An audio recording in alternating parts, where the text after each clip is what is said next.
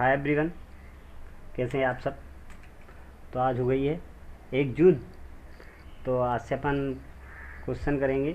इसमें 10 क्वेश्चन हैं competition question के, मैथ के, और मिक्सचर हैं सब क्वेश्चन, ठीक है ना। तो पहला क्वेश्चन है, यदि किसी संख्या को 144 से भाग देने पर 21 प्राप्त होता है, यदि उसी संख्या को 19 से भाग दिया जाए तो कितना शेष आएगा। वो कह रहा है आपको कुछ नहीं करना है, ये 144 पे देखना भी नहीं है, ये आपको सिर्फ बेवकूफ़ बनाने के लिए 144 दिए गए हैं। उनने कहा 21 से भाग देने पर 21 प्राप्त होता है, यदि उसी संख्या को भाग 19 से दिया जाए। कुछ नहीं करना है, सीधे 21 लिखो, 19 से भाग दे दो, 19 दूनी 38, 19 से कम 19, ये घटेंगे, ये 2 बचेंगे। उसने कहा कितना शेष बचेगा, तो शेष कितना बच रहा है, 2। यही आंसर है, ठीक है ना। फिर अब ये क्वेश्चन देखिए, अब ये क्वेश्चन देखिए,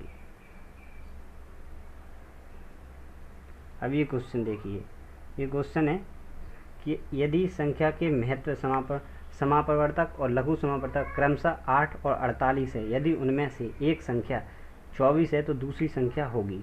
कुछ नहीं करना है इसमें, आपको सीधी एक बात है। उसने कहा कि आपको लिखना है पहली संख्या इंटू दूसरी संख्या बराबर लासा इंटू मासा, ठीक है ना। अब उसने कहा कि महत्तम समापवर्तक कितना दिया है, 8, और लघुत्तम समापवर्तक दिया है 48। पहली संख्या दी है 24, उसने कहा दूसरी संख्या ज्ञात करनी है तो x मान लो। 24 दूनी 48, 2 बार कट जाएंगे, यहाँ कुछ नहीं बचा, यहाँ x बचा, ये 2 बचे थे, और यहाँ तो 8 दूनी 16, इतना ही इसका आंसर है। यानी दूसरी संख्या क्या हो गई, 16 हो गई। अब देखिए तीसरी संख्या, उसने कहा 0.09 का वर्गमूल कितना है। वर्गमूल करना है ना, तो 0.09 पर वर्गमूल चढ़ाओ तो ये होगा 0.3 इंटू 0.3, ये। और जब ये वर्ग हट जाएगा ना, वर्गमूल निकाल लेंगे, ये वर्ग हट जाएगा तो ये आंसर हो जाएगा 0.3, ठीक है ना। और इसके पीछे अपन 0 भी लगा सकते हैं। अगर आपके ऑप्शन में डायरेक्ट आंसर यही लिखा है 0.3, और अगर ये नहीं लिखा है तो ये भी लिख सकते हैं, तो सही माना जाएगा दोनों, ठीक है ना। ये हो गया। अब देखिए, यदि 2 संख्याएं 3:4 के अनुपात में हैं तो उनका लासा इतना है, तो बड़ी संख्या कितनी है। कुछ नहीं करना है, उसने कहा कि 2 संख्या हैं तो आंसर निकालिए। अनुपात में है ना, तो अपन को संख्या नहीं पता, क्या नहीं पता, संख्या नहीं पता। तो अपन ऐसा करते हैं, 2 संख्या हैं और बड़ी संख्या ज्ञात करनी है, तो कुछ नहीं करना है। उसने कहा 3 को अनुपात 3x कर दो, इसको 4x कर दो, बराबर में कितना दिया है 84, ये कितना हो गया 12, बराबर में 84, 12 सत्ते 84 होते हैं, 7 हो गया। अब ये 7 नहीं हुआ, उसने कहा कि बड़ी संख्या। अब पहली संख्या तो अपनी 3x है, और दूसरी संख्या 4x है, 4x है ना, 4x है। लेकिन उसने कहा बड़ी संख्या, तो पहले 3 इंटू 7 और 4 इंटू 7, तो 7 21 और 7 चौको 28। लेकिन उसने पूछी है आपसे बड़ी, तो बड़ी संख्या क्या हो जाएगी, बड़ी संख्या हो जाएगी आपकी 28। क्या हो जाएगा, बड़ी संख्या हो जाएगी 28, ठीक है ना, ये हो जाएगा। अब देखो, ये कह रहा है, फिर से नंबर 5वां है, 675 को किस छोटी से छोटी संख्या से गुणा किया जाए कि ताकि गुणनफल एक पूर्ण घन। तो ठीक है, आपको कुछ नहीं करना है, 67 का ऐसे निकालो, गुणनफल निकालो, तो 5 से देंगे पहली बात, 5 एकम 5, 5 15, 5 25, 5 दूनी 10, 5 7 35, 3 से जाएगा 9 बार, 3 से जाएगा 3 बार, 3 से जाएगा। तो देखो ये 5 इंटू 5, 3 इंटू 3 इंटू 3। उसने कहा है पूर्ण घन होने चाहिए, तो एक घन तो ये पूरा बन गया, एक नहीं बना, तो सिर्फ 5 का गुणा करने पर पूर्ण घन बन जाएगा।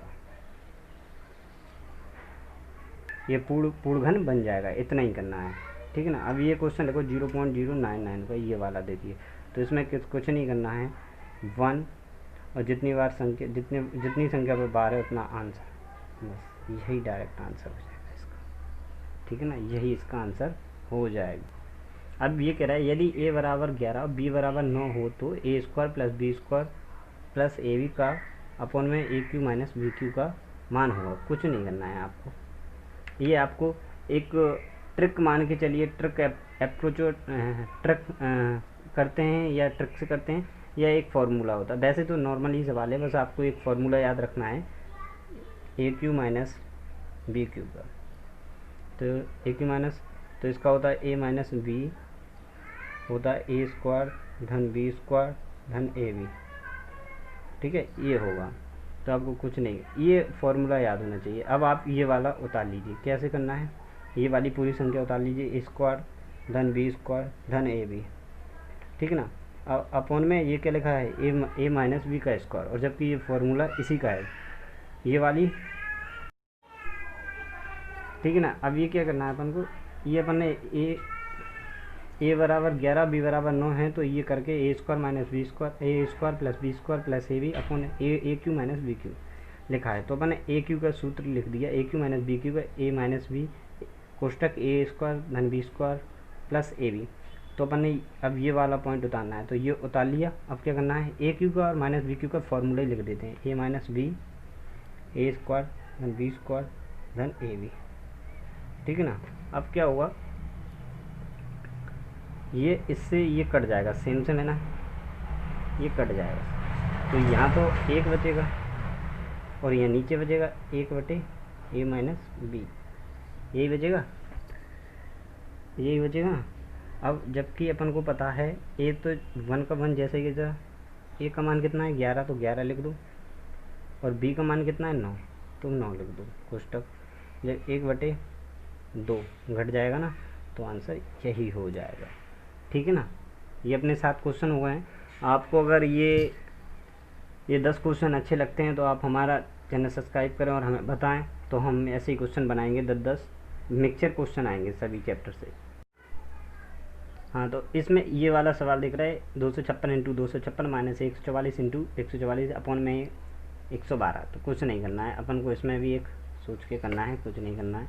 इसका एक फार्मूला बनाएंगे अपन। क्या फार्मूला बनाते हैं, a Q minus B cube upon में ए बी, ठीक है ना। अब a cube plus b Q का एक ही फार्मूला होता है, इसका फार्मूला होता है ए प्लस बी, एक बार ए प्लस बी और एक बार ए माइनस बी, और ये अपन ए माइनस बी जैसा ही जैसा लिखा रहेगा। तो फिर अपन क्या करेंगे, 256 और ए वाली वैल्यू इतनी हो जाएगी ए, और जी हो जाएगी नीचे वाली बी। तो 256 और ए का मान 256 और बी का मान 144, ठीक है। फिर क्या करेंगे, 256 माइनस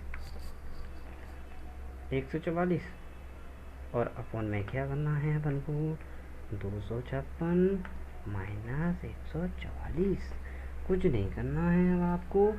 इससे इधर काट दीजिए, इसको इधर काट दीजिए, बचे 256 प्लस 144। अब इतना तो आप जानते हैं, 10 10 10, और ये आंसर हो गया 400। अब एक सवाल और देखिए आप, यह है यदि किसी वस्तु के क्रयमूल और विक्रय मूल्य का अनुपात 10:11 है, तो लाभ परसेंट कितना होगा। कुछ नहीं करना है आपको, उसने कहा क्रय मूल्य कितना बता रहा है वो 10, विक्रय मूल्य कितना बता रहा है 11, ठीक ना। क्रय मूल्य 10, तो एक काम अपन ने पढ़ा है ना, जब लाभ निकालते हैं तो लाभ क्या होता है, लाभ बराबर होता है, लाभ कब होगा, क्रय मूल्य माइनस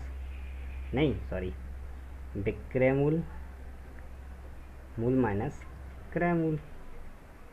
तो क्रय मूल्य कितना बता रहा है वो 11, विक्रय मूल्य बता रहा है 11, क्रय मूल्य बता रहा है 10, तो लाभ हुआ अपन को,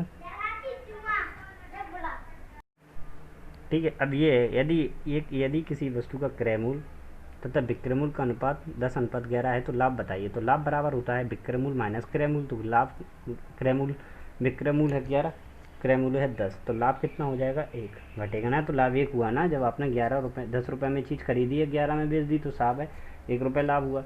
अब वो पूछ रहा है लाभ परसेंट, तो लाभ परसेंट का फॉर्मूला होता है